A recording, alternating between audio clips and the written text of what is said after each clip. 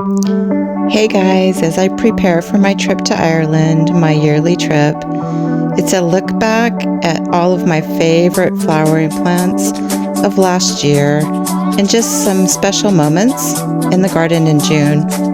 When I returned to my garden in June last year and what was blooming and what to look forward to, I just wanted to show you a little bit of the garden last year as I get ready to get on that plane tomorrow and hopefully bring you some videos of some beautiful, beautiful plants and gardens in Ireland. So here's my favorite blooms from last year in the garden. Enjoy!